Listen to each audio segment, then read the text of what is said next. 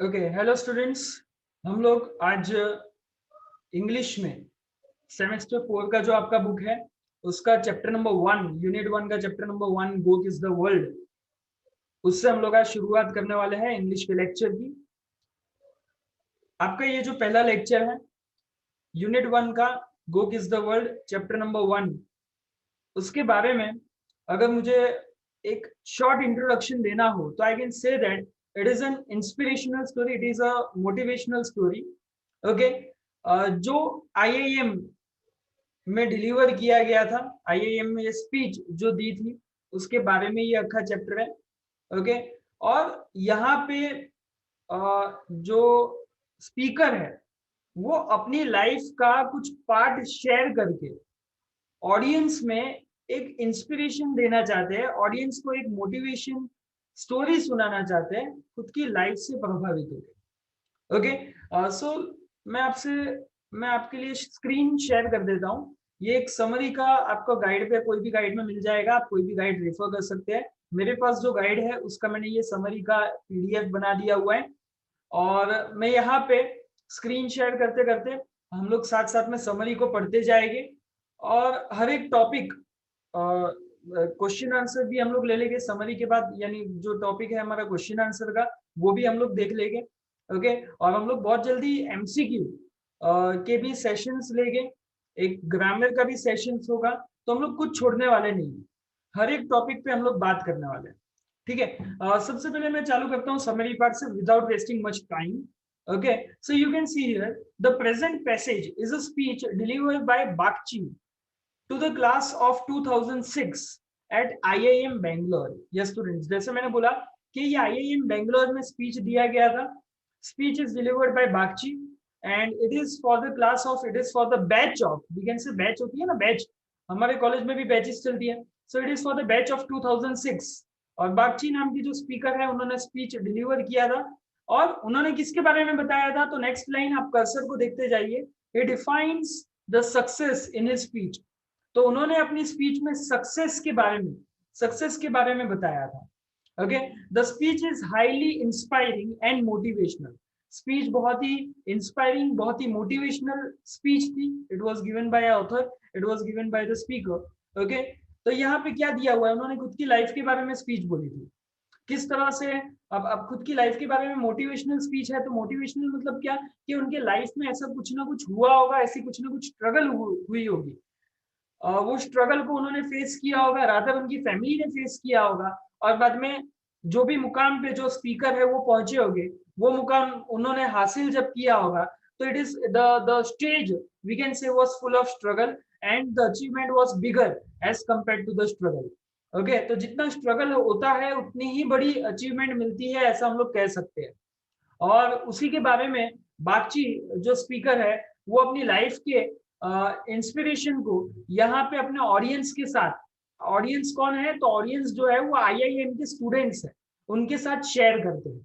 IIM के जो students हैं उनके साथ वो शेयर करते हैं। ओके, तो अब ज्यादा टाइम वेस्ट ना करते मैं यहाँ पे उनकी लाइफ के बारे में डिस्क्रिप्शन चालू कर रहा हूँ, साथ साथ में आप भी पढ़ते जाइए। कर्सर आप लोग देख सकते हैं, कर्सर को भी फॉलो कर सकते हैं आप line to line. The author was the youngest child in a family of 5 brothers। Okay, तो ये 5 ब्रदर की फैमिली है, इमेजिन कीजिए। अब पहले के टाइम पे होते थे 5 भाई होते थे, 5 भाई 2 बहनें, इस तरह से फैमिली बड़ी होती थी। तो यहाँ पे 5 फैमिली का परिवार है, 5 फैमिली, 5 ब्रदर का फैमिली है, 5 ब्रदर के जो परिवार है उसमें सबसे यंगेस्ट मतलब सबसे छोटे जो थे वो ये ऑथर थे। Okay, his father was district employment officer in Koraput Odisha. Koraput Odisha, तो कोरापुट ओडिशा में ये डिस्ट्रिक्ट एम्प्लॉयमेंट ऑफिसर थे।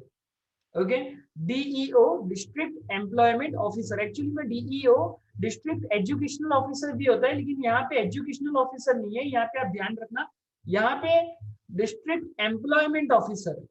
ओके, डिस्ट्रिक्ट एम्प्लॉयमेंट ऑफिसर का काम क्या होता है कि जितने भी अनएम्प्लॉयड पर्सन होते हैं उनके डिस्ट्रिक्ट में उनको एम्प्लॉयमेंट दिलाना, उनके एम्प्लॉयमेंट पे ध्यान रखना, कितने एम्प्लॉयड पर्सन है कितने अनएम्प्लॉयड पर्सन है वो सबका ध्यान ये डिस्ट्रिक्ट एम्प्लॉयमेंट ऑफिसर रखते हैं, ये चीज याद रखना। ओके, और ये ओडिशा का एरिया है, कोरापुट नाम का ओडिशा का एरिया है, जो कंपेरेटिवली देखिए दिया हुआ है, it was a backward area.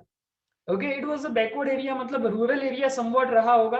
Okay, without the benefits of the modern civilisation. Okay, तो यहाँ पे ज्यादा कुछ मॉडर्न सिविलाइजेशन नहीं था। मॉडर्न सिविलाइजेशन मतलब आपको पता ही है, मॉडर्न एम्यूनिटीज नहीं थी, कंफर्टेबल लाइफ नहीं थी। The life of the people living in the Koraput area was full of struggle, we can say. Okay, so यहाँ पे स्ट्रगल वाली लाइफ इनके बैकग्राउंड से ही पता चल जाती है, इनकी सोसाइटी से ही हम लोग कह सकते हैं कि पता चल जाती है कि इनकी लाइफ कैसी होगी। There was neither electricity nor primary school nearby. समझो, सोचो कि ना इलेक्ट्रिसिटी है, ना प्राइमरी स्कूल है। Okay, moreover it was a scarcity hit area. इसके अलावा यहाँ पे स्कैरसिटी मतलब अछत, जो हम लोग कहते हैं ना सूखा, सूखा, यहाँ पे सूखा है, ये एरिया में सूखा भी पड़ा हुआ है, मतलब हर एक चीज की यहाँ पे अछत है। वो अछत क्यों होती है स्टूडेंट्स? तो वो अछत होती है जैसे कि कभी बारिश ना पड़े, अगर एक चीज जैसे कि रेन वाला जो रिसोर्स है वो ही नहीं मिलेगा तो हमको एग्रीकल्चर भी नहीं मिलेगा, और एग्रीकल्चर नहीं मिलेगा तो जितने सारे रिसोर्सेज है ना उस पर भी अफेक्ट आएगा। ओके, तो यहाँ पे पानी की कमी होने की भी बात बताई हुई है। तो यहाँ पे स्कैरसिटी हिट एरिया है मतलब सूखा है, and as a result he could not go to school until the age of 8। आप सबको पता होगा जैसे कि अभी 5th या 6th से तो फर्स्ट स्टैंडर्ड चालू हो जाता है, 5 या 6 साल के बच्चे होते हैं तो फर्स्ट स्टैंडर्ड चालू हो जाता है। ओके, 4 या 5 या 3.5 साल में तो वो लोग सीनियर केजी जूनियर केजी में हम लोग बच्चे को डाल देते हैं, जो भी हमारे बाजू में, नेबर में, या हमारे घर में या रिलेटिव में। आप लोगों को पता होगा तो ये नर्सरी प्ले ग्रुप वगैरह 3.5-4 साल से तो पढ़ाई लिखाई बच्चों की चालू हो जाती है। लेकिन यहाँ पे कंडीशन आप देखो, कंडीशन को समझाया हुआ है कि यहाँ पे प्राइमरी स्कूल भी नहीं था, यहाँ पे इलेक्ट्रिसिटी भी नहीं थी, आजू बाजू में कोई स्कूल भी नहीं था। इसके लिए जो ऑथर है, जो स्पीकर है, वो 8 साल तक तो उन्होंने पढ़ाई नहीं की। अब 8 साल का बच्चा आप इमेजिन कर सकते हो, आपने आप आजू बाजू में भी देखोगे तो 8 साल का बच्चा कितना बड़ा होता है वो आप सबको पता होगा, ऑलमोस्ट 3rd या 4th स्टैंडर्ड में वो होता है। ओके, तो 8 साल का बच्चा हो चुका है लेकिन अभी भी उसको उसको उसने पढ़ाई क्या होती है उसको पता ही नहीं है कि क्या पढ़ाई होती है, उसको एबीसीडी नहीं पता है। ओके, ये कंडीशन है। Okay, he was home schooled. Okay, उसका थोड़ा बहुत जो मान लीजिए कि पढ़ाई लिखाई हुई होगी, उसको सिखाया विखाया होगा, वो घर पे ही सिखाया था। His mother was a refugee the then east of Bengal. Okay, इनकी जो मदर थी वो रेफ्यूजी थी, जो बंगाल में आए थे। ओके, ईस्ट ऑफ बंगाल यानी जब मान लीजिए कि बांग्लादेश वगैरह जब अलग हुआ था, बांग्लादेश से जितने लोग यहाँ पे आए थे उनमें इनकी मदर भी शामिल थी, जो बंगाल के पार्ट से निकल के यहाँ पे आ गए थे। Okay, she was matriculate. Matriculate मतलब ऑलमोस्ट उन्होंने 10th स्टैंडर्ड तक किया था, ज्यादा पढ़ाई उन्होंने नहीं की थी। The author was grateful, acknowledges the role of his parents played in setting the foundation of the life and value system. Students यहाँ पे ऑथर जो है वो ग्रेटफुल है, ऑथर जो है वो अपने पेरेंट्स के लिए ग्रेटफुल फील करते हैं और उनको ही एक्नॉलेज करते हैं कि उन्होंने लाइफ और वैल्यू सिस्टम, वो उनके उनके मेंटेलिटी में, उनके प्रिंसिपल्स में। हम लोग प्रिंसिपल मतलब आदर्श। ओके, आदर्श मतलब क्या है कि हमारा जीवन रहने का तरीका। तो ऑथर का जो जीवन का जीने का जो तरीका था उसमें वो अपने पेरेंट्स की भूमिका, उसमें अपने पेरेंट्स का जो रोल है वो बहुत ही अच्छे से समझते हैं और उनको आज भी वो एक्नॉलेज करते हैं। देखिए कभी कभी होता है ना कि सक्सेस की वजह से घमंड आ जाता है हमको। सक्सेस की वजह से कैसा घमंड आ जाता है कि भाई चलो मैं ये मुकाम तक पहुंचा हूं तो मैं अकेले पहुंचा हूं। तो वो घमंड अभी भी ये ऑथर को नहीं है, और वो क्या कहता है कि मेरे पेरेंट्स का बहुत बड़ा हाथ रहा है, मेरे पेरेंट्स का बहुत बड़ा रोल रहा है कि उन्होंने मेरे को ये लाइफ के पार्ट में आगे बढ़ाया, ये वैल्यू सिस्टम मुझे दी।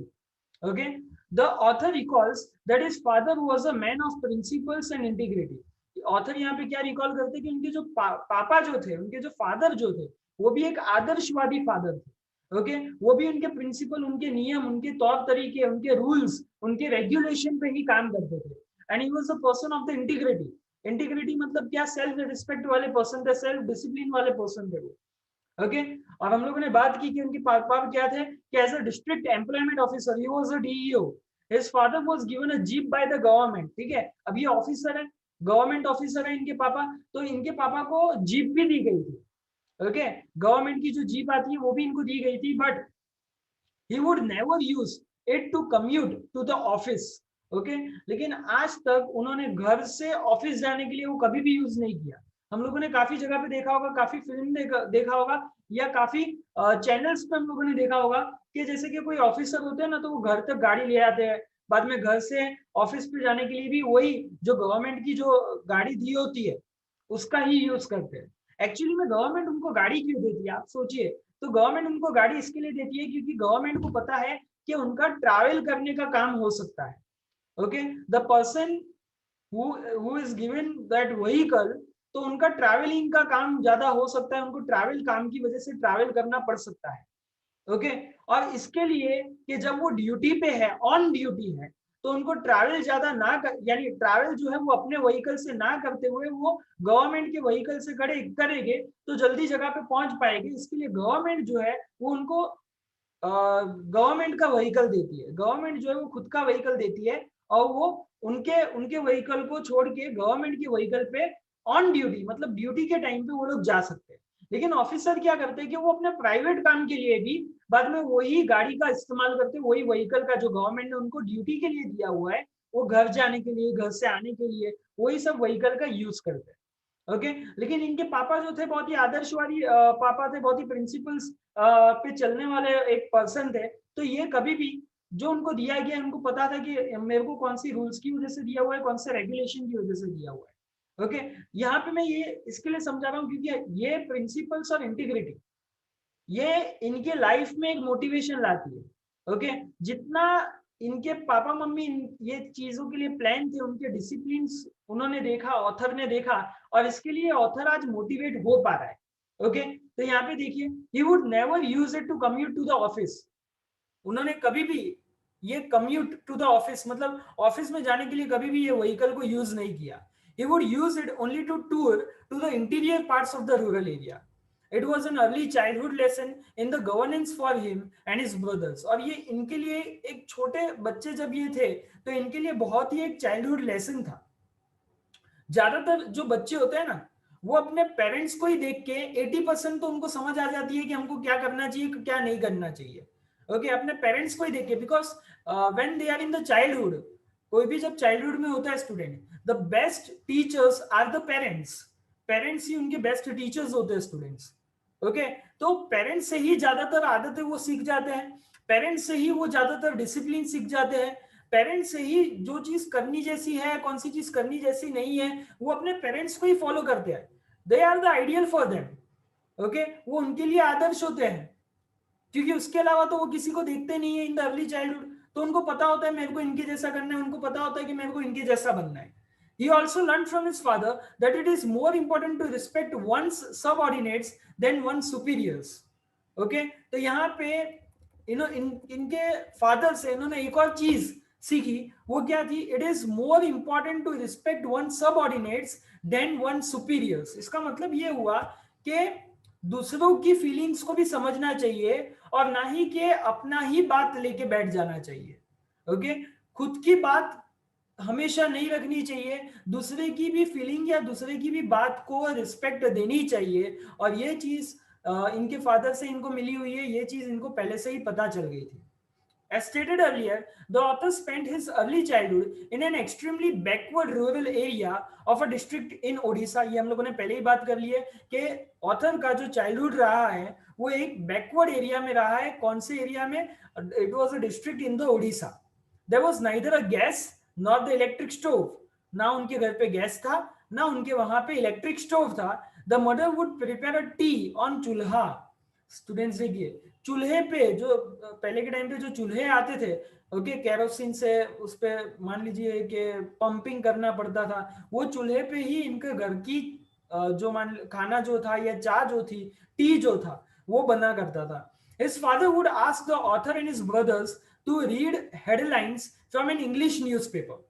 ओके, उनके पापा जो थे वो ऑथर को और उनके ब्रदर को बोला करते थे कि आप इंग्लिश न्यूज़पेपर की हेडलाइन मेरे को, क्योंकि उनके पापा के पास शायद हम लोग कह सकते कि ज्यादा टाइम नहीं होता होगा, because he was an officer kind of person. So he would say to the author, और या फिर अपने बच्चों को डिसिप्लिन में लाने के लिए या अपने बच्चों को कुछ हैबिट सिखाने के लिए, तो वो ऑथर और उनके ब्रदर, मतलब टोटल कितना ब्रदर्स है ये लोग? 5 भाई है। उसमें से सबसे छोटा कौन है? ऑथर, यहाँ पे जो चैप्टर में जो ऑथर है वो सबसे छोटा है, ओके। तो वो उनसे कहा करते थे कि आप इंग्लिश न्यूज़पेपर का मेरे को हेडलाइन पढ़ के सिखाइए, पढ़ के सुनाइए। This habit of childhood help the author to develop a command on English language, और इसी के कारण अर्ली चाइल्डहुड में ही उनको इंग्लिश लैंग्वेज पे कमांड आने लगी, and it went a long way in his professional career, okay. और यही उनको आगे के करियर में बहुत ही यूजफुल रहा, क्योंकि उन्होंने अर्ली चाइल्डहुड से ही सीख लिया था, भले ही वो स्कूलिंग लेट जा पाए थे या स्कूलिंग उन्होंने लेट ज्वाइन किया था, लेकिन ये कुछ कुछ डिसिप्लिन जो पेरेंट्स के थे, क्योंकि काफी बार क्या होता है कि जो ये बैकवर्ड एरिया से आते हैं तो उनको डिसिप्लिन समझने के लिए, डिसिप्लिन सीखने के लिए बहुत टाइम लग जाता है, लेकिन ऑथर के केस में ऐसा नहीं था, उनके पेरेंट्स से ही उन्होंने डिसिप्लिन सीखा। और दूसरी चीज क्या हुई कि इंग्लिश लैंग्वेज पे जो कमांड आना चाहिए, आज भी हमको पता है कि अगर हम लोग शायद इंग्लिश मीडियम के भी स्टूडेंट्स हो गए ना, लेकिन हमारे में कमांड नहीं होगी, हम लोगों में जो बोलने का जो तरीका होगा वो इंग्लिश लैंग्वेज की तरह पे नहीं आ पाया होगा। अगर अभी से मान लीजिए कि अभी हम लोग तो तैयारी किसकी कर रहे हैं, कॉलेज लाइफ की कर रहे हैं, कॉलेज के बाद वाला स्टेप क्या होगा, प्रोफेशनल करियर होगा। तो अगर अभी हमारी तैयारी नहीं होगी तो आगे जाके प्रोफेशनल करियर में हम लोग क्या करेंगे वो हमको सोचना चाहिए। लेकिन यहाँ पे जो ऑथर है वो उनके घर से ही ये हैबिट बनाई गई, उनके घर से एक हैबिट बना दिया था, रूटीन बना दिया था उनके पापा ने कि आपको मेरे को इंग्लिश न्यूज़पेपर की जो हेडलाइन है वो सुनाने हैं, मैं जाऊं उससे पहले। तो इस तरह से उनकी हैबिट बन गई थी, हैबिट बनेगी तो ही हम लोग सीखेंगे, right. The author learned another important lesson from his father that men's personal success did not depend on the material positions, okay. यहाँ पे बहुत ही इंपॉर्टेंट चीज दी हुई है स्टूडेंट, समझने की बहुत ज्यादा जरूरत है हमको, हमारी लाइफ के भी याद रखना है, हमारी लाइफ के लिए भी बहुत इंपॉर्टेंट है। The author learned another important lesson from his father, उन्होंने एक और इंपॉर्टेंट लेसन अपने फादर से ये सीखा था कि आदमी की सक्सेस उसके पास कितनी चीज है, कितनी लग्जरीज है, कितनी गाड़ियां है, कितने घर है, कितने फ्लैट है, कितने बंगलो है, उससे उसकी सक्सेस का कोई लेना देना नहीं है students, okay. Happiness has nothing to do with the material possessions too. आज हम लोग देखते हैं स्टूडेंट्स कि जो जितना अमीर है वो उतना परेशान है ना, कि मान लीजिए कि भाई चलिए कि वो भाई बीएमडब्ल्यू में कोई पर्सन जा रहा है, बहुत सक्सेसफुल है, बहुत पैसा है उसके पास, लेकिन उसको लंग का कैंसर है, उसको ये कैंसर है, उसको वो कैंसर है, उसको उसको मान लीजिए कि कोई बीमारी है बहुत बड़ी, उसको हार्ट अटैक आया हुआ है, हालांकि होता सब कुछ है, लग्जरी उसके पास सब कुछ है, लेकिन कुछ ना कुछ वो टेंशन में रहते हैं, कुछ स्ट्रेस में रहते हैं, बिजनेस का बहुत स्ट्रेस आ जाता है। कहने का मतलब क्या है कि सक्सेस किस पे डिपेंड करता है, सक्सेस हमारा डिपेंड करता है हैप्पीनेस पे। yes students, okay, तो success if you want to make like के भाई measure the success, we can say if you want to measure the success, it is measured by how much amount of a person is happy, कितना वो amount में happy है, उससे उसकी success का हमको पता चल सकता है, ओके। क्योंकि आदमी, अगर हम लोग मटेरियल पोजीशन हमारे पास बहुत है लेकिन हम लोग लाइफ ही नहीं जीना चाहते, लाइफ ही जीना जानते नहीं है कि किस तरह से उसको जिया जाता है, तो उसका कोई मतलब रहता नहीं है, okay. So happiness is nothing to do with the material positions too. No less important was the influence of his mother unlettered wisdom. Her innate understanding of the life and human beings molded the author's thinking in a constructive manner. तो यहाँ पे क्या दिया हुआ है कि no less इम्प्लुएंस, देखिए यहाँ पे क्या दिया हुआ है, no less important was the influence of his mother's in the unlettered wisdom, okay. यहाँ पे ऊपर हम लोगों ने बात की उनके फादर की, लेकिन उनकी मम्मी की भी बात करनी, मम्मी का जो भी रोल है उनकी लाइफ में वो यानी हम लोग अनमैच नहीं कर सकते, उनके पापा का जितना रोल है उतना ही उनकी मम्मी का रोल है उनकी लाइफ में। Her innate understanding of the life, उनकी मम्मी जितना लाइफ को डीप में समझते थे, and human beings moulded the authors, okay. यानी उनकी मम्मी जो थे वो जितना लाइफ को समझते थे, लाइफ को जानते थे और ह्यूमन बींग्स को जानते थे, ओके, उतना और कोई जानता नहीं था। यानी लाइफ को, लोगों को किस तरह से संभालना है, समाज के लोग, क्योंकि ये छोटी बैकवर्ड फैमिली है, या फिर हम लोग कह सकते हैं कि बैकवर्ड एरिया से बिलोंग करते हैं, तो वहां पे समाज भी एक इंपॉर्टेंट फैक्टर रहता है और लाइफ भी एक इंपॉर्टेंट फैक्टर रहती है स्टूडेंट। तो यहाँ पे उनके जो मम्मी थे वो लाइफ को भी बहुत अच्छे से जानते थे और ह्यूमन बींग्स को किस तरह से मोल्ड करना है, ह्यूमन बींग्स को किस तरह से टैकल करना है, वो भी इनकी मम्मी को बहुत अच्छे तरीके से पता था। She used to tell her that she wanted to create a bloom in the desert.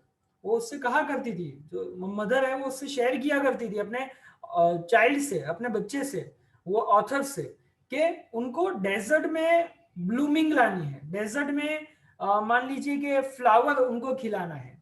Okay, she wanted to live, यहाँ पे LIVE है, LEAVE नहीं है, LIVE होगा student. She wanted to live every new place more beautiful than what she inherited. Okay, उनके पास जहां पे भी अभी वो रह रहे हैं, उनकी इच्छा थी कि मेरे को और ब्यूटीफुल प्लेस पे जाना है, मेरे को और ब्यूटीफुल प्लेस ये बनानी है। When the author was small, his mother began developing a cataract in her eyes. अब देखिए, इनको अच्छी जगह देखनी थी, इनको अच्छी जगह पे जाना था, लेकिन अब देखिए प्रॉब्लम क्या आता है कि उनके मदर के आंखों में कैटरेक्ट की बीमारी आती है। कैटरेक्ट आप सबको पता होगा, जिनको नहीं पता है वो मैं बता देता हूँ। कैटरेक्ट मतलब इनको, इसको हिंदी में या गुजराती में हम लोग मोतिया बोलते हैं, आंखों में मोतिया आना।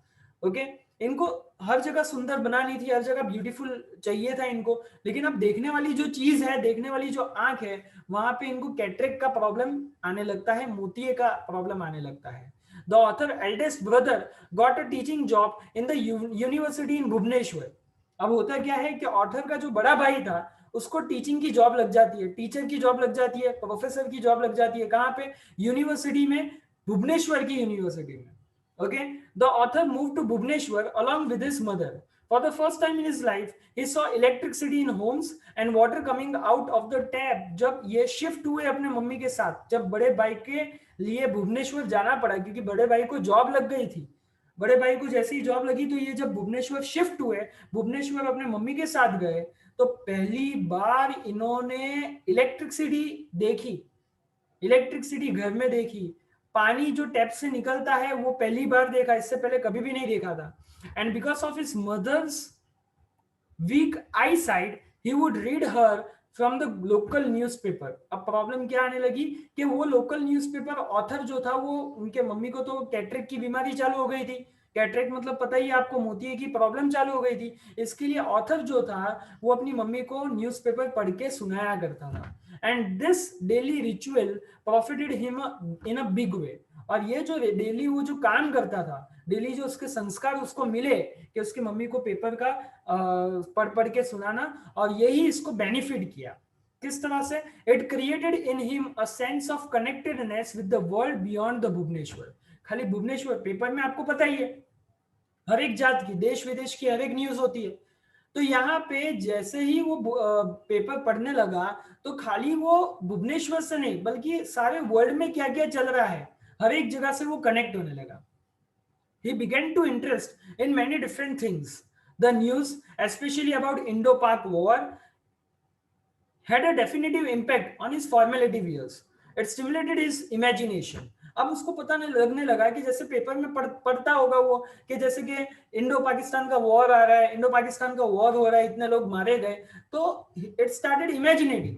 क्योंकि वो, देखिए समझिए, इमेजिनेशन हम लोगों को कहीं ना कहीं स्कूलिंग में सिखा दिया होता है, लेकिन ये जो ऑथर था वो कहीं ना कहीं अपना स्कूलिंग मिस कर चुका है। इट डजंट नो कि क्या होती है ये चीजें। इसके लिए जो पेरेंट्स था, होम स्कूल्ड में ये जब था कि घर पे ही जो सीखने उसको मिला, उसकी वजह से ये डेवलप हुआ। अब घर से सीखना इज अ गुड थिंग, कि वो अपने पेरेंट्स से मोटिवेट हो रहा है, पेरेंट्स से सीख रहा है, it is the good thing. But लेकिन उसका जो इमेजिनेशन है वो घर की चार दीवारों में बंद है। आप समझने की कोशिश कीजिए कि वो घर की चार दीवारों में बंद है। लेकिन जैसे ये न्यूज़पेपर का रोल उसके उसके लाइफ में बढ़ा, तो उसके कारण क्या होने लगा कि वो अपने मम्मी को तो न्यूज़पेपर पढ़ा के सुनता, यानी पढ़ के सुनाता ही था, लेकिन उसके साथ साथ उसका जो इमेजिनेशन पावर है वो भी डेवलप होने लगा। Okay, so years later he realized that imagination is everything. उसको पता चलने लगा कि इमेजिनेशन ही सब कुछ है। It is the creative force and therefore it is essential for success. ये बहुत ही क्रिएटिव फोर्स है, बहुत ही स्ट्रांग फोर्स है, और इसके लिए, ये सक्सेस के लिए भी इसको हम लोग उपयोग कर सकते हैं, सक्सेस के लिए भी ये बहुत ही हेल्पफुल हो सकता है। ओके, फिर कॉर्नियल कैंसर। कॉर्नियल कैंसर मतलब आंख की नसों का कैंसर। तो कॉर्नियल, कॉर्निया होता है हमारी आंखों में, तो कॉर्निया का इसका कैंसर आया इनकी मम्मी को। Rendered his mother completely blind, और इसकी वजह से उसकी जो मदर थी वो कंप्लीटली ब्लाइंड हो जाती है। She lost her eyesight, yet she created in him a vision to see the world differently. लेकिन फिर भी उसकी मदर ने उसके लिए एक वर्ड बना के रख दिया, a world to see differently. Okay उसकी मम्मी कुछ और चाहती थी। उसकी मम्मी, आप देखिए आगे के पार्ट में हम लोगों ने समझा, आगे के पेज में हम लोगों ने देखा कि उसकी मम्मी क्या चाहती थी कि डेजर्ट में भाई ब्लूमिंग हो, फ्लावर्स का ब्लूमिंग हो, और जो वो प्लेस में रहती है उससे ब्यूटीफुल प्लेस में रहे। यानी उनके उनके मदर के विजन कुछ अलग थे, उनके मदर के विचार कुछ अलग थे। और यहाँ पे धीरे धीरे जैसे ही वो अपने मदर को पेपर पढ़ने के लिए हेल्प करता है, तो उसके भी विजन और उसकी भी इमेजिनेशन डेवलप होने लगती है। और धीरे धीरे उसको अब आइडिया आता गया कि उसके मम्मी किस तरह से देखते होंगे, और इसको ये एक विजन जो था वो उसको सेट होता गया कि हाँ मेरे को भी कुछ विजन लाइफ में रखना पड़ेगा, और यही विजन उसके लिए मोटिवेशन का रूप लेने लगा। Okay, she spend the last 32 years living blindness. अब उसकी जो मदर थी, उन्होंने जो लास्ट उनके आखिरी के 32 years, it is a great span of time. 32 years यानी जीवन के 32 साल उन्होंने ब्लाइंड में निकाले, क्योंकि उनको कॉर्नियल कैंसर हो चुका था स्टार्टिंग में ही हम लोगों ने देखा, और बाद में वो ब्लाइंड हो गए भुवनेश्वर आने के बाद, और उसके बाद उनके लाइफ के 32 years ब्लाइंडली उन्होंने निकाले। Yet she never complain about a fate. लेकिन हम लोग तो है ना भाई, मान लीजिए कि छोटा सा सर दर्द भी होता है तो भी यार कि क्या अखा दिन मेरा खराब गया है, क्या मेरे नसीब है, अखा दिन दुख रहा है मेरे को, हम लोग कंप्लेन करने लगते हैं, राइट। तो यहाँ पे उसकी मम्मी ने ब्लाइंड हो गई है, कॉर्नियल कैंसर हुआ है, लेकिन कभी भी अपने नसीब को कोसा नहीं, कभी भी कोई चीज को कंप्लेन नहीं किया। She did her morning yoga every day. जैसे उठते हैं वैसे ही उठे, मॉर्निंग योगा रेगुलरली किया, swept her room own room, washed her own clothes, खुद के कपड़े खुद धोए, स्वेप्ट हर ओन रूम मतलब खुद का जो रूम था वो खुद ही वो झाड़ू लगाते थे। इसका मतलब क्या है, she was independent in her way. Yes students, वो इंडिपेंडेंट रहना चाहते थे, she doesn't want the dependency. Okay, उनका प्रॉब्लम है लेकिन उनको कहीं पे भी डिपेंडेंट नहीं रहना है, उनको इंडिपेंडेंट रहना है। और यही चीज ऑथर के दिमाग में भी सेट हो गई। देखिए, it inculcated in the author of a sense of the independence. तो जैसा कि मैंने बोला कि ऑथर के सेंस में भी इंडिपेंडेंस का मतलब आ चुका है। Okay, with the passage of time the gamut of the author's experience began to be wider. अब धीरे धीरे जो गैदरेंस है ऑथर का इमेजिनेशन का, अब वो बड़ा होता जा रहा है। ऑथर को पता चलता जा रहा है कि क्या इमेजिनेशन होता है, क्या विजन होता है, क्या मोटिवेशन होता है, क्या स्ट्रेंथ होती है, क्या वीकनेस होती है। ये सारी चीज को वो एक्यूमुलेट कर रहा था। Professionally he grew from strength to strength and specially in the IT industry. और ये आईटी इंडस्ट्री में ऑथर बढ़ने लगा। In 1992 he was posted in the USA, और बाद में इनको जॉब मिली यूएसए में। There he received a message that his father had suffered the third degree burn injury. Okay, बाद में उसको मैसेज मिला कि उनके फादर की भी हेल्थ जो है वो अच्छी नहीं है, and he is suffering from the third degree burn injury. He rushed to Delhi and his father was admitted to the Safidar Jung hospital. It was a living hell for the patient. Okay, patient के लिए वो hospital बिल्कुल सही नहीं था। Yet he was greatly amazed to find that his father displayed a stoic attitude. लेकिन उसके father का जो रवैया था, उसके फादर का जो मान लीजिए कि उसके फादर का जो नेचर था, वो देख के वो हॉस्पिटल में वो अमेज रह गया कि उसके फादर जो थे वो टोटली डिफरेंट एटीट्यूड के साथ चल रहे थे। ही वॉज नॉट कंप्लेनिंग, वो कंप्लेन नहीं कर रहे थे, लेकिन क्या कर रहे थे, despite his strife and agony he displayed a concern for the nurse who was attending to हर।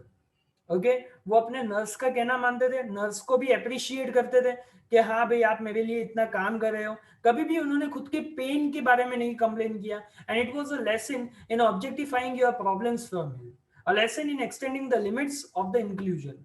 हम लोग लिमिट्स लेके बैठ जाते हैं, हम लोग अब भाई ये हो गया हमारे साथ, वो हो गया, अब हम क्या करेंगे, ये कर नहीं सकेंगे, वो कर नहीं सकेंगे। लेकिन यहाँ पे उसके फादर से ही उसको सीखने मिला कि ऐसा कुछ जीवन में होता नहीं है, हमको हमारी प्रॉब्लम से खुद डील करना पड़ता है। Okay, her father's frugality, his inclusion and fellow feeling for everybody were his principle which defined his success. Okay, तो उसके फादर की जो फीलिंग थी, फेलो फीलिंग यानी अपने साथ वालों को भी लेके चलो, अपने साथ वाले आपके लिए जो भी अच्छा काम कर रहे हैं, बुरा काम कर रहे हैं, लेकिन वो आपके साथ है। ओके, क्या हम लोग क्या है कि भाई इसने ऐसा कर दिया, उसने वैसा कर दिया, लेकिन हम लोग भूल जाते हैं कि ये लोग हमारे साथ वाले लोग हैं, भले ये कैसे भी हो, लेकिन हम हमारी जो फेलो फीलिंग है वो क्यों छोड़े।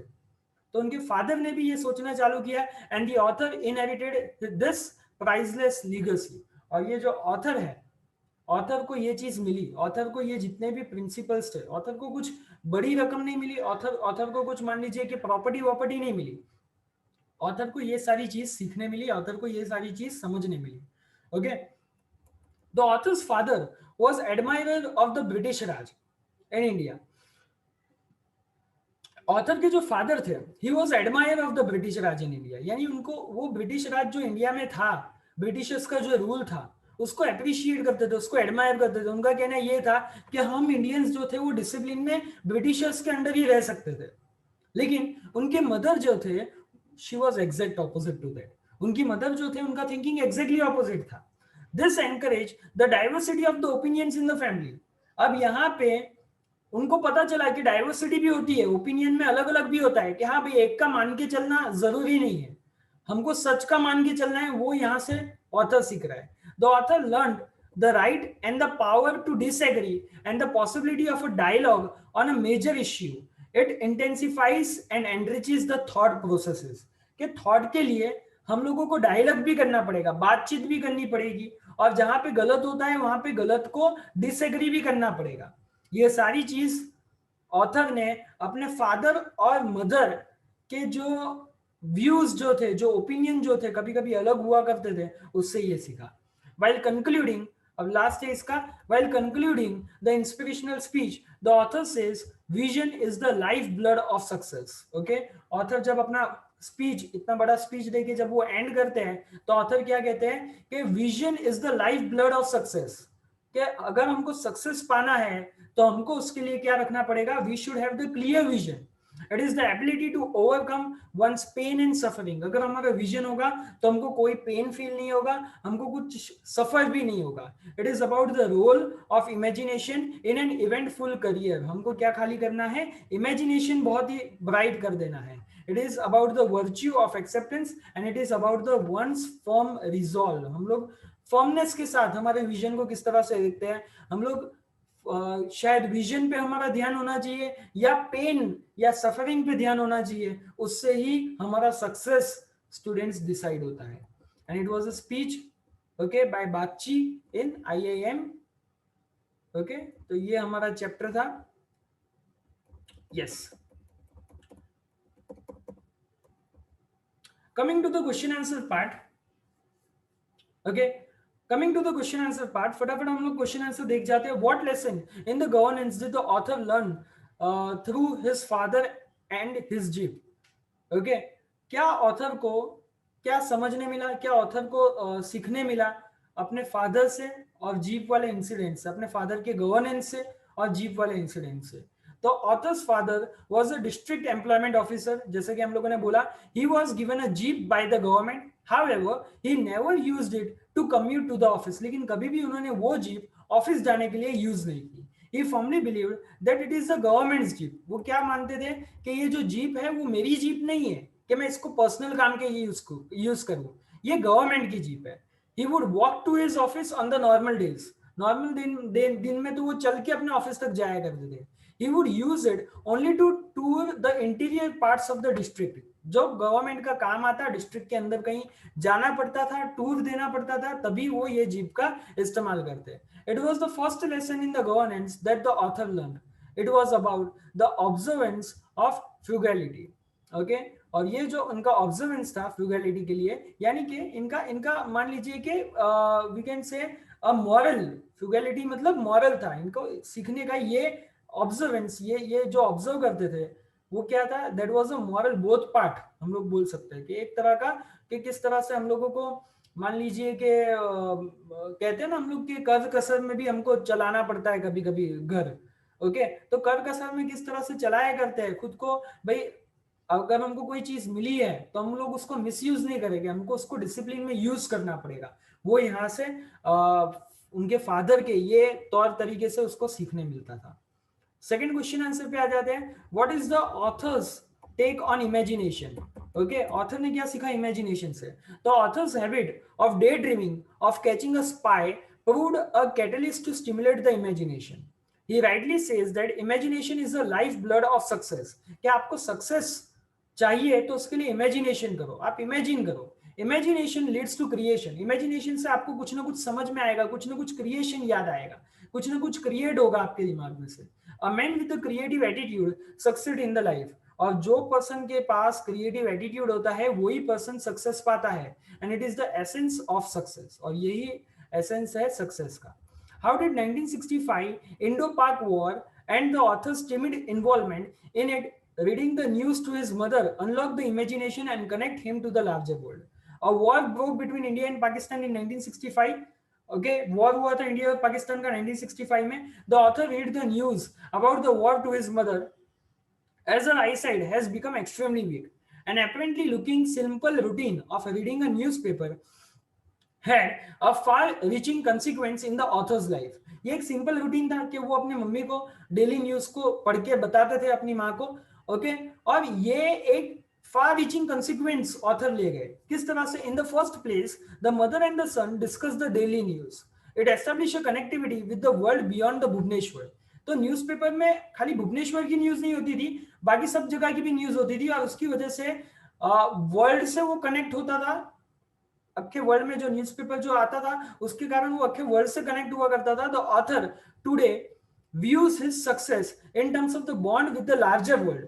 क्योंकि आप चार दीवारों में रहोगे उसका कोई मतलब नहीं है, आपको वर्ल्ड से भी कनेक्ट होना पड़ेगा। वर्ल्ड में क्या चलता है, वर्ल्ड में कितने लोग सक्सेस पाते हैं, वर्ल्ड में कितने लोग नुकसान करते हैं, वर्ल्ड में क्या प्लस पॉइंट है, वर्ल्ड में क्या माइनस पॉइंट है, वो सारी चीजें डिसाइड करती है। इट स्टिमुलेटेड हिज इमेजिनेशन, उसके कारण उसका इमेजिनेशन फास्ट हुआ। And imagination is one of the finest faculties in man. It initiates an art of creation. It is the sperm which creates a vision of the life. He rightly says that imagination is the life blood of success. यही imagination के कारण एक life blood of success, मतलब कि वही success इसके कारण ही हासिल कर पाए। The author says to the story, to me, the success is about sense of independence. It is not seeing the world, but seeing the light. Okay, यहाँ पे ऑथर क्या कहते हैं कि to me the success is about the sense of independence. Success क्या है? It is the sense of independence. जब आप किसी पे डिपेंड ना हो, जब आप कोई चीज पे डिपेंड ना हो। अब ये डिपेंडेंसी क्या होती है? जैसे कि मान लीजिए कि अभी अगर हम लोग फादर की बात करें, इसके पहले फादर की बात जो चल रही थी, फादर की बात में क्या था कि अगर वो अपनी गाड़ी पे डिपेंडेंट हो जाते तो क्या वो ऑफिस पहुंच पाते? कभी कोई प्रॉब्लम आता तो वो अपनी ऑफिस नहीं पहुंच पाते। लेकिन उसके फादर वो चीज पे डिपेंड नहीं थे। स्टूडेंट्स, फादर जो थे वो अपने मटेरियल पोजीशन से इंडिपेंडेंट थे।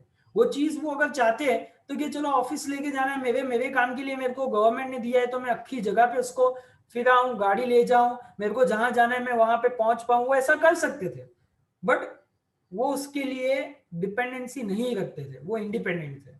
ओके, ऐसे ही हम लोग हमारी लाइफ पे कुछ कुछ चीजों पे डिपेंडेंट हो जाते हैं, चाहे मोबाइल हो कि कुछ भी हो। तो हमको क्या रहना है? सक्सेसफुल अगर हमको बनना है तो सारी चीजों से पहली चीज तो इंडिपेंडेंसी हमको हासिल करनी होगी। इंडिपेंडेंसी ही काम आएगी। तो यहाँ पे ऑथर भी क्या बोलते हैं? To me success is about the sense of independence. It is not about seeing the world. हम लोग दुनिया को देखें और उसके तरह चले, ऐसा नहीं है, बट सीइंग द लाइट। लेकिन हमको जो चीज में पता चलता है, हमको जो चीज में ख्याल आता है, हमको जो चीज में लाइट दिखती है, वो तरह से हमको चलना चाहिए। ओके, तो इसका आंसर दिया हुआ है in go kiss the world the author offers डेनाइसिस of his professional success. Gratefully, he acknowledges the role played by the parents in molding his career. His mother's eyesight grew weaker earlier than expected. उसके mother की जो eyesight है वो धीरे धीरे खराब situation होती है। एट द एंड हमको पता ही है कि उनको कॉर्नियल कैंसर हो जाता है। And due to the corneal ulcer she lost the eyesight completely. She lived with blindness for 32 years. However, she never complained about the faith even once. एक भी बार उन्होंने अपने faith या अपने नसीब को नहीं कोसा। Instead, she demonstrated the grit and gumption tenacity of the temperament. Even with her blindness, she saw light. Okay, blind थे लेकिन फिर भी वो लाइट में थे। किस तरह से? She remain independent despite of a blindness. Blind हो गए थे लेकिन कभी भी डिपेंडेंसी नहीं की, इंडिपेंडेंट रहे। And performed some of her task herself. It was because she was guided by the light of her mind's eye. यहाँ पे भले ही उनकी आंखों की रोशनी चली गई थी, लेकिन माइंड की जो रोशनी थी, माइंड की जो आई थी, वो अभी भी खुली हुई थी। The author notes that it is the mind's eye which helps man discover the world of its own, that has the meaning and the purpose that leads him to the threshold of the success. उसकी mother को भी वो successful गिनते हैं क्योंकि वो कभी भी डिपेंडेंट नहीं रहे, वो इंडिपेंडेंट ही रहे। What are the different vision that author shares with the reader? The author shared different vision with the reader. To him, success is about the vision. Success क्या है? It is about the imagination. It is about the vision. It is the ability to rise above the immediacy of pain. आपको pen है, लेकिन pen से अगर आप खड़े हो सकते हो, that is success. It is about building the inclusion, building the imagination. It is about the connectedness to a larger world existence. जो लार्जर वर्ल्ड है उससे आपको कनेक्टेड रहना है, that is success. It is about the personal tenacity. It is about giving back more to life than one's take out. जो हमने life से लिया है उससे ज्यादा हम लोग लाइफ को डेडिकेट करें. It is about creating the extra ordinary success with ordinary life. हमारी लाइफ भले ही ऑर्डिनरी जाए, लेकिन हम लोगों को सक्सेस जो है वो एक्स्ट्रा ऑर्डिनरी मिलनी चाहिए. That is all about the vision that author shares. Okay, which advice the author mother moved the author deeply. Why? The author mother suffered from the paralytic attack. Okay, he came back from the USA to see her. However, her condition did not improve. At last, he had returned to work. While leaving behind her, he kissed her face. Even in the paralytic state, she muddled confusedly that why he was kissing her. Instead, he should go and kiss the world. His mother's last words moved him profoundly because of life being a tale of endless pain, suffering, and adversity. She demonstrated an indomitable spirit, and at every crossword of pain and suffering, she stood up with pride and dignity. Yes, students. So यहाँ पे क्या दिया हुआ है कि उनके mother को paralytic attack आता है. वो यूएसए में थे, यूएसए से वापस आते हैं. यूएसए की हम लोगों ने देखा कि ऑथर को यूएसए की आईटी इंडस्ट्री में जॉब मिलती है, लेकिन उनके मदर को जब पैरालिटिक अटैक आता है तो वो वापस आते हैं, लेकिन उनकी कंडीशन में खास इंप्रूवमेंट नहीं आती है. और इसके कारण उन्होंने सोचते हैं कि वापस से चलो काम तो हम लोग छोड़ नहीं सकते हैं, तो काम के पास चले जाए वापस. तो जब वो जा रहे होते हैं तो ही किस्ड हर फेस. वो अपने मदर के फेस को किस करते हैं, लेकिन उनके मदर कहते हैं कि आपको अभी वर्ल्ड से अटैच रहना है, आपको वर्ल्ड से अटैच रह के करना है काम. ओके, आप मेरी चिंता मत कीजिए, आप वर्ल्ड पे डिपेंडेंट रहिए, आप वर्ल्ड को देखिए. और यही जो चीज है उसके मदर की, वो एक सक्सेस वाली फीलिंग, मोटिवेटेड फीलिंग उसको दिलाती है. Okay students. Okay, so students, let us start with the chapter number 2. Okay, just हम लोग इसको, यस, स्क्रीन शेयर में आपके लिए कर देता हूँ. The chapter number 2 is social isolation और सेमेस्टर 4. आपका जो सेमेस्टर 4 है उसका चैप्टर नंबर 2 जो है वो सोशल आइसोलेशन को लेके है. ओके, अब हम लोग इसके डिटेल में जाएंगे. सोशल आइसोलेशन क्या होता है, सोशल आइसोलेशन, ये चैप्टर की समरी क्या है वो हम लोग देखना चालू करते हैं. तो यहाँ पे दी ऐसे social isolation is highly eclectic piece of writing. Eclectic का मतलब होता है जहां पे हम लोग आइडियाज के बारे में डिस्कस करिए, आइडियाज के बारे में डेरिवेशन आपको दिया हो. Okay, it is an eclectic piece of writing, यानी यहाँ पे कुछ कहने की कोशिश की हुई है, कोई आइडियाज शेयर करने की कोशिश की हुई है. Colossal impact of the advancement of the technology has brought the human relationship and corresponding human values under a scanner. तो यहाँ पे ये स्टूडेंट्स टेक्नोलॉजी की बात की हुई है कि किस तरह से टेक्नोलॉजी का इम्पैक्ट, टेक्नोलॉजी का इफेक्ट रिलेशनशिप और ह्यूमन वैल्यूज पे पढ़ना चालू किया हुआ है. Digital connectivity has paved the way of the issue which in earlier decades were overlooked but now have assumed some serious dimension.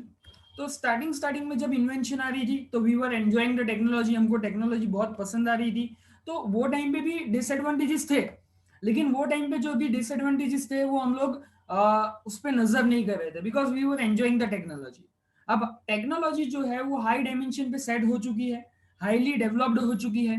तो आज इसके जो डिसएडवांटेजेस है वो हमको सीरियस इंपैक्ट पहुंचा रहे हैं, सीरियस डायमेंशन पे हमको सोचने के लिए मजबूर कर रहे हैं.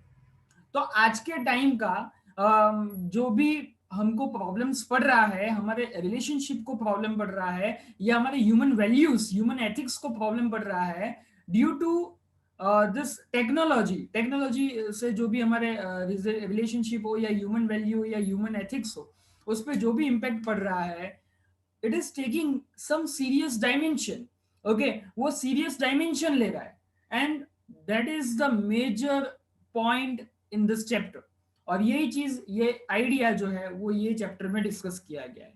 Social isolation has emerged as a bane of digital technology. We remain virtually connected while not meeting one another in person. The essay also discusses the other causes of the social isolation such as unhealthy relationship, addiction, aging, physical health and even the mental health issue. यहाँ पे क्या बोला हुआ है? तो यहाँ पे ये बोला हुआ है कि आप चैप्टर का नाम समझिए, सोशल आइसोलेशन। ओके, दो चीज होती है, एक होती है सोशियली, एक होती है वर्चुअली। वर्चुअली का मतलब क्या होता है वो पहले मैं आपको समझा दूं। आप लोगों ने सबने फेसबुक नाम सुना होगा या यूज भी करते होंगे। तो फेसबुक में बहुत सारे फ्रेंड्स आपके साथ होते हैं, 500, 1000, 2000, 3000, 4000।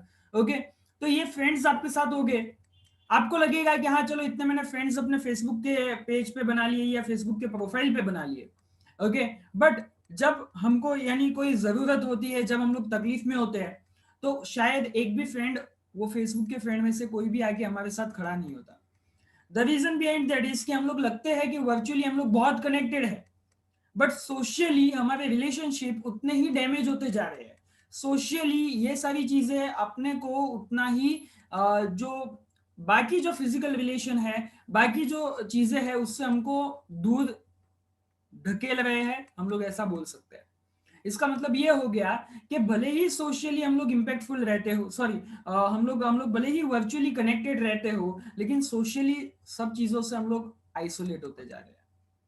दैट इज द थिंग कि हम लोग को इसका एडिक्शन हो जाता है। अभी अभी जो 2 साल जो हमारे लॉकडाउन में, ये दूसरा साल जो लॉकडाउन में जा रहा है, बहुत सारे स्टूडेंट्स जो है, बहुत सारे बच्चे जो है, छोटे छोटे चिल्ड्रन जो है, they are become addicted of this, because ये कोई अच्छी चीज नहीं है। Technology at some point of time it is great advantage, but at a point of time it is damaging the health also, it is like addicting the youth also। तो ये सारे उसके प्रॉब्लमेटिक इश्यूज हो सकते हैं। Physical health में भी, जैसे फिजिकल हेल्थ क्या हो सकता है कि आंखों के नंबर बढ़ सकते हैं, ये सारे फिजिकल हेल्थ के भी इश्यूज स्टूडेंट्स हो सकते हैं। Okay, the essay also suggests the remedies to cope up with the new myth of change and consequent pitfalls। तो ये चैप्टर में खाली प्रॉब्लम्स के बारे में डिस्कस नहीं किया हुआ है, या प्रॉब्लम के बारे में ही खाली बातें नहीं की हुई है, सॉल्यूशन भी दिया हुआ है, सॉल्यूशन के बारे में भी बात की हुई है। तो यहाँ पे दिया गया हुआ है, communication is the most distinct feature of human being. Communication, ये स्टूडेंट, कम्युनिकेट करना, बातें करना, ये सबसे ह्यूमन बीइंग का एक बेस्ट फीचर है। It is the most distinct feature. It open up the possibility of interaction. जब हम लोग बात करते हैं, हम लोग जब कहीं पे डिस्कशन कर रहे होते हैं, तो हम लोग इंटरेक्ट करते हैं, we try to interact. Okay, वो इंटरेक्शन से क्या होता है, we exchange the opinions and ideas. Okay, कहीं पे लगता होगा कि अगर अगर मैं ओपन अप होता हूं, अगर मैं बातें करता हूं, तो कहीं पे मुझे लगता होगा कि मैं शायद सही हूं कोई टॉपिक पे, कोई बात पे। लेकिन जब मैं सामने वाले के आइडियाज सुनूंगा, तो मुझे कहीं ना कहीं होगा कि हाँ शायद ये पॉइंट पे मैं गलत हूँ, मेरे आइडिया इससे मैच नहीं करते हैं। ओके, तो exchange the opinions and the ideas and expression of the feeling and the emotion, it fulfils some important functions too. इसके साथ साथ कुछ इंपॉर्टेंट फंक्शन भी ये परफॉर्म करते हैं।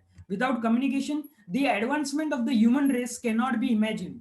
ओके, कम्युनिकेशन के बिना हम लोग शायद ह्यूमन बींग किस तरह से आगे बढ़ेगा, अगर मान लीजिए कि आपको बंद दरवाजे में रख दिया जाए, तो ह्यूमन बींग किस तरह से ग्रो होगा। इमेजिनेशन का लास्ट टाइम भी हम लोगों ने चैप्टर में ये डिस्कस किया था कि इमेजिनेशन, विजन, ये सब की हम लोगों ने बात कर चुके हैं। तो ह्यूमन इमेजिनेशन के बिना ह्यूमन बींग पॉसिबल ही नहीं है ना, क्योंकि ह्यूमन बींग के पास सबसे इंपॉर्टेंट टूल है, that is it's brain, his brain.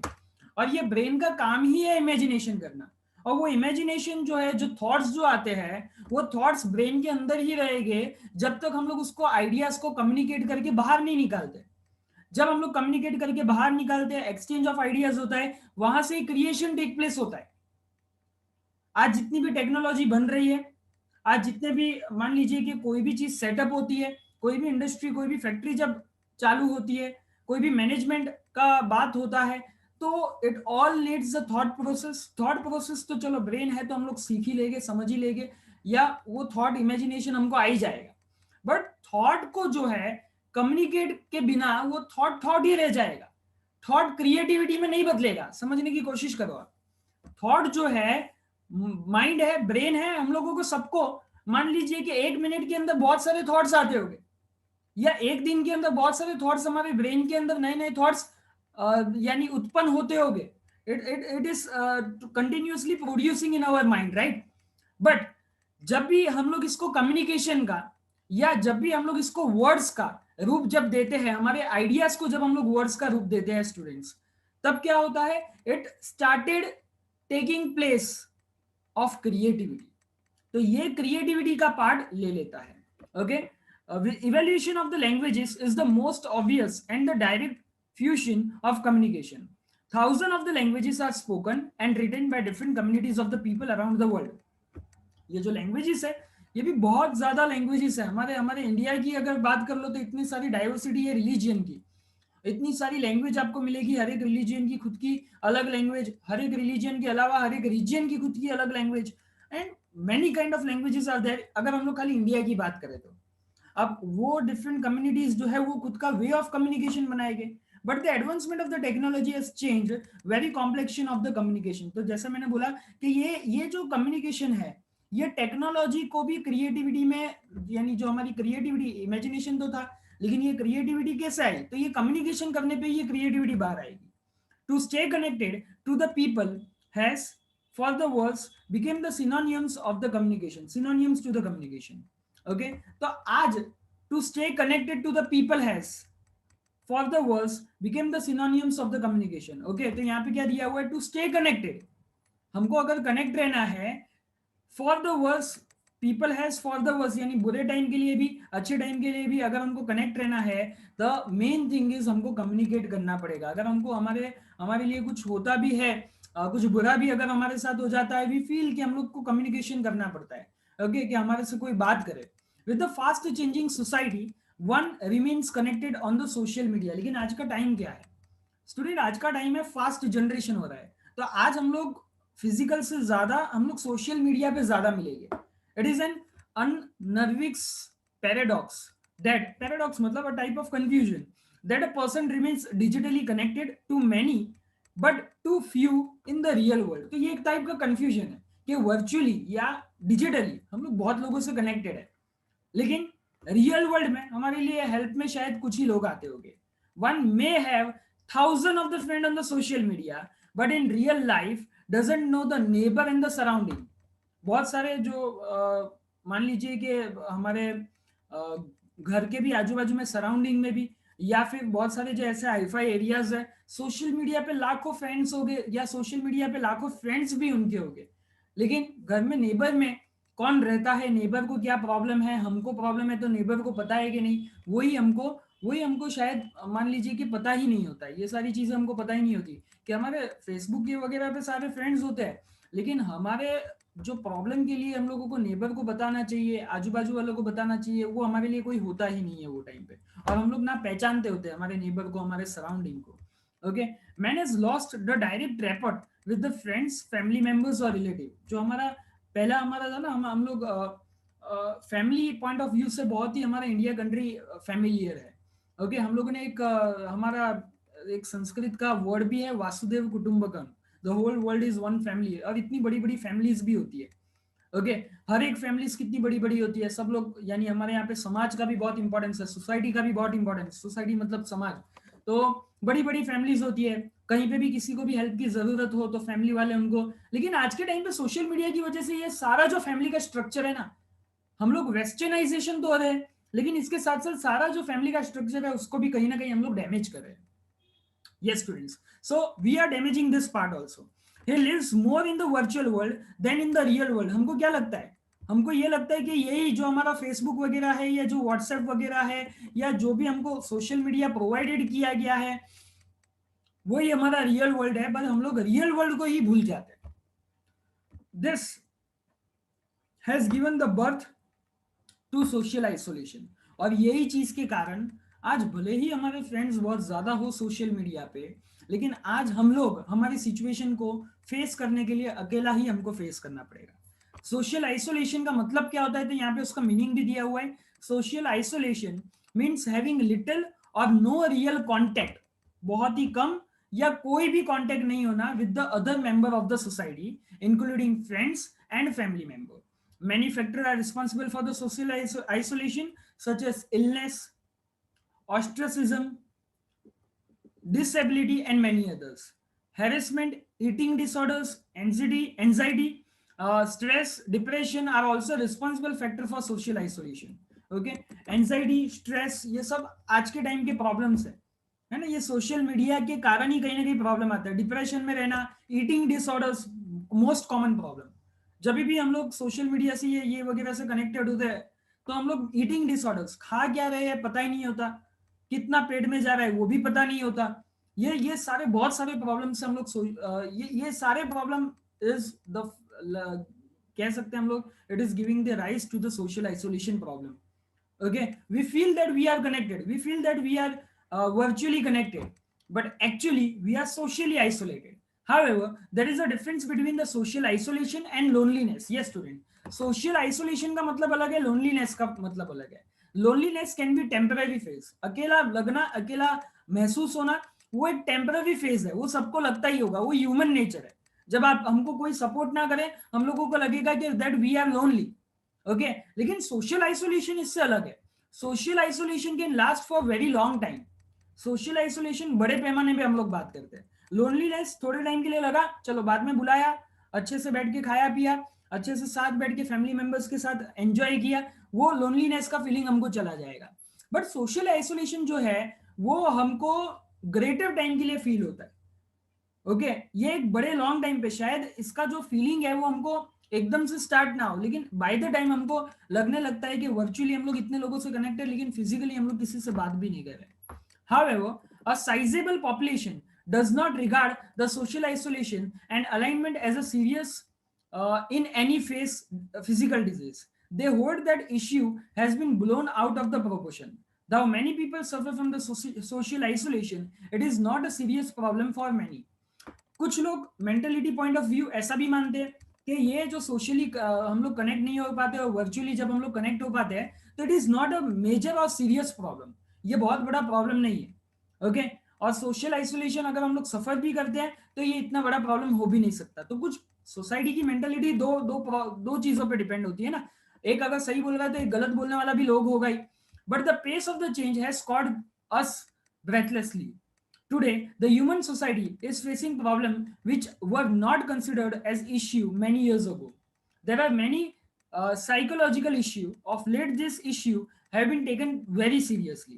Now, we have accepted the gravity of the psychological problem at par with that the physical diseases or alignments. Yes, students.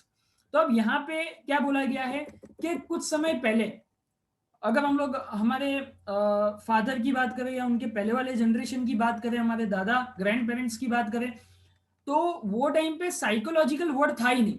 आप समझने की कोशिश करो, psychological problem क्या होती थी वो उनको पता ही नहीं होता था. साइकोलॉजिकल प्रॉब्लम किस तरह की होती है वो भी किसी को पता नहीं होता था. साइकोलॉजिकल प्रॉब्लम का वर्ड का मतलब ही किसी को पता नहीं होता था. लेकिन विद द जनरेशन, आज जो जनरेशन हमारी चल रही है, हम लोग कहीं ना कहीं स्ट्रेस में है, कहीं ना कहीं डिप्रेशन में है.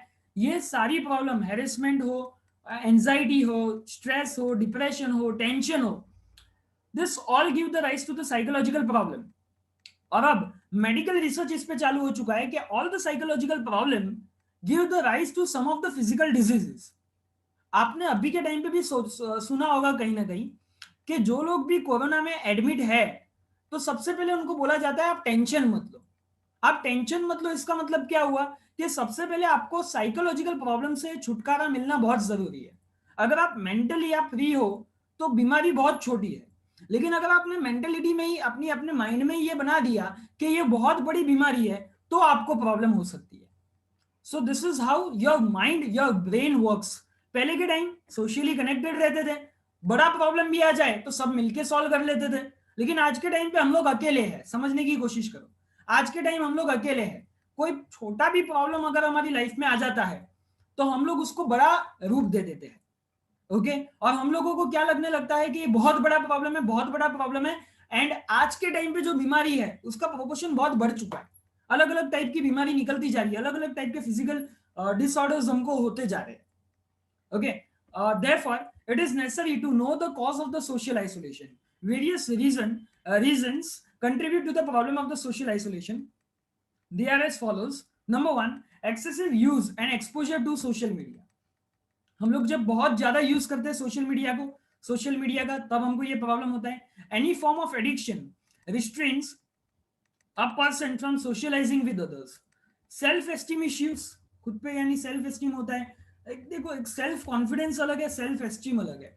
सेल्फ कॉन्फिडेंस का मतलब हाँ मैं ये कर सकता हूँ, सेल्फ एस्टीम का मतलब हाँ मैं ही ये कर सकता हूँ. ये दोनों में फर्क है. मैं ये कर सकता हूं, it is your self confidence. लेकिन जब कि मैं ही ये कर सकता हूं और कोई नहीं कर सकता, that is the self esteem. Okay, तो आज सेल्फ एस्टीम की इश्यूज बहुत ज्यादा बढ़ने लगे हैं। Many people suffer from the lack of the self confidence which result in the withdrawal of the symptoms. Many people develop a tendency of the fear psychosis। डर कहीं ना कहीं उनके मगज में होता है, कहीं ना कहीं ब्रेन में होता है, और वो डर जो है वो धीरे धीरे बड़ा बनता जाता है। Such people keep away from the friends and the family, वो अपने फ्रेंड्स या फैमिली में शेयर नहीं करते। And it is called abusive relationship. तो ये आपको पूछा जा सकता है एब्यूजिव रिलेशनशिप का मतलब क्या, मैं वापस से पढ़ रहा हूँ। Many people develop a tendency, बहुत सारे पीपल के एक टेंडेंसी में डेवलपमेंट होता है ऑफ फियर साइकोसिस, डर एक जो है वो डेवलप होने लगता है, और ये पीपल ज्यादातर अपने फ्रेंड्स और फैमिली से अलग हो जाते हैं, और इसको हम लोग एब्यूसिव रिलेशनशिप भी बोलते हैं। Quite often, a person withdraws from the society because of the poor health or disability. It put the constraint on his willingness to interact with others. कभी कभी क्या है कि कोई पर्सन एकदम से पहले हंसता मिलता था, सबसे बातें करता था, एकदम से आज गायब हो जाता है। वो क्यों गायब हो सकता है? Because of the poor health और डिसेबिलिटी। ओके, और इसी कारण इट शोज कि भाई वो जो है लोगों से बातचीत करना नहीं चाहता, उसने अपने आप को सोशली आइसोलेट कर दिया हुआ है। Some people comfort the imprisonment और confinement, ostracification or banishment, they cannot interact with others. Elderly people suffer from the social isolation because they are vulnerable to prolonged physical and mental problems। देखिए, सबसे ज्यादा problem जो social isolation का होता है, हम लोग तो चलो वर्चुअली भी कनेक्ट हो सकते हैं, बट जो एल्डरली पीपल होते हैं, ओके, उनको फिजिकल या मेंटल प्रॉब्लम लगना चालू हो जाता है बिकॉज ऑफ देयर एजिंग। कहीं ना कहीं फिजिकल प्रॉब्लम या मेंटल प्रॉब्लम चालू हो जाती है, उसके कारण भी उनको सोशली आइसोलेट किया जाता है। They restrict the elderly people from interacting with the society, और हम लोग उनको सोसाइटी में बाहर नहीं आने देते, बात नहीं करने देते उनको। मान लीजिए कोई फंक्शन वगैरह भी हो तो हम लोग जाते हैं, एल्डरली पीपल को लेके नहीं जाते। काफी घरों में ये प्रॉब्लम रहता है। Due to the rise and the popularity of the social media, there has been a radical change in the way the people communicate with each other. आज सोशल मीडिया जो बढ़ रहा है, जिस तरह से वो एक कह सकते हैं कि जिस तरह से वो बढ़ रहा है, जिस तरह से वो एक्सप्लोर हो रहा है, ओके, सोशल मीडिया पे जो राइज है, जो पॉपुलैरिटी है लोगों की, तो पीपल आज जो अब एक दूसरे से जो कम्युनिकेट करते थे, वो तरीका भी आज लोगों का बदल गया है। Different social media site offer a huge variety of platform. They cater to different needs of different people. They increase in the number of subscriber of this site has been phenomenal. Smartphones and other digital device have made it easier for anyone to be online. आज हम लोग कोई भी media पे online आ सकते हैं, and it is because of the technological advancement. As a result, the people spend more time on social media site and less time actually interacting in the real world. आज हम लोग ज्यादा time social media पे interact करने का बिताते हैं और कम टाइम रियल वर्ल्ड को देते हैं। The younger generation is highly susceptible. Susceptible मतलब, देखिए, जैसे कि इसका एक एग्जांपल मैं दूंगा। ससेप्टिबल का मतलब होता है जो एक इन्फेक्शन होता है ना, इन्फेक्शन, अभी हमको पता है ये इन्फेक्शन चल रहा है, राइट? तो इन्फेक्शन से कौन इन्फेक्शन, यानी किसको जल्दी इन्फेक्शन हो सकता है? तो जो जिनका इम्यूनिटी लो होगा उन पे ज्यादा जल्दी इन्फेक्शन असर करेगा। ऐसे टाइप के पर्सन जिनमें इम्यूनिटी कम होती है उनको हम लोग ससेप्टिबल बोलते हैं। उसी तरह से हमारा यंगर जनरेशन जो है वो सोशल आइसोलेशन के लिए ससेप्टिबल है। हमारा जो यंगर जनरेशन है, जो सोशल मीडिया पे आज चल चुका है, वो सोशल आइसोलेशन के पे भी आगे बढ़ रहा है, और वो सबसे ज्यादा ससेप्टिबल है। मतलब उसको ये इन्फेक्शन, सोशल आइसोलेशन के इन्फेक्शन लगने के सबसे ज्यादा चांसेस है। क्यों? As they spend more time on social side, the excessive use of the social media platform has led and exchanging trivial or petty information. In the real world, people would use their good sense before exchanging the dull or mundane information with their friends. Method and perceptions of human interaction go on changing. We should develop an adaptability with this phenomenon. We should be careful about interaction on the social media. हमको social media के लिए interaction जो हम लोग करते हैं, वो social media का जितना भी इंटरेक्शन है वो कम से कम करना चाहिए। They should not be allowed to adversely affect our life. Social media से हमारी लाइफ और हमारे रिलेशनशिप स्पॉइल नहीं होने चाहिए। If we fail to control the impact of the interaction on the social media, social isolation will be unmanageable issue. और शायद अगर ये एक हद से बढ़ गया तो हमारे लिए ये एक अनमैनेजेबल इश्यू, संभाल नहीं पाओगे वैसा इश्यू हो जाएगा। अब कुछ सॉल्यूशन, बहुत प्रॉब्लम की हम लोगों ने बात कर ली, तो कुछ सॉल्यूशन की भी हम लोग बात कर देते हैं. Some remedies are suggested before social isolation mitigates the line of demarcation between the real world and virtual one. There are ways and means to deal with the social isolation and withdrawal. If withdrawal or social isolation affects the health of a person, becomes a hurdle in maintaining the relationship, affects the career or other activities of a person, he should seek a support from the doctor, a therapist, or a spiritual or career advisor. Among the three, therapy is an excellent source of help. जब भी कोई person okay वो अगर उसके लिए social isolation, वो उसमें जाता जा रहा है, सोशल आइसोलेशन में पड़ चुका है और विड्रॉल उसको वापस आना मुश्किल हो चुका है, वो सोशल मीडिया के लिए टोटली इन्फेक्शियस हो चुका है, अब उसको वापस लाना बहुत जरूरी होता है. उसके लिए ग्रोथ एक हर्डल हो सकता है, उसके लिए करियर एक हर्डल हो सकता है, उसके लिए रिलेशनशिप रखना भी एक हर्डल हो सकता है. ये सारे हर्डल को अगर उसको हटाना है तो उसको डेफिनेटली कोई डॉक्टर की, कोई थेरापिस्ट की या कोई स्पिरिचुअल एडवाइसर की जरूरत पड़ सकती है. It is the great irony of the digital age that it uber connected people seem to be going in a separate ways. Our mental health or well-being depends on our warm or cordial relationship with the friends. हमारा जो relationship है वो किस पे पता चलता है कि हमारे लाइफ में हमारे साथ कितने फ्रेंड्स खड़े हैं, कितने फैमिली मेंबर्स खड़े हैं और कितने पार्टनर्स खड़े हैं. So it is our responsibility to preserve and foster this bond and if possible to create new one to keep away from the social isolation. Yes student, तो अगर हमको ये बॉन्ड जो है हमारी फैमिली की बॉन्ड या हमारे हमारे रिलेशन की बॉन्ड अगर मेंटेन रखनी है तो हमको ये सोशल आइसोलेशन से दूर रहना पड़ेगा. Okay, so that's it.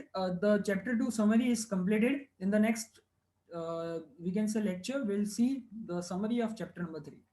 Thank you.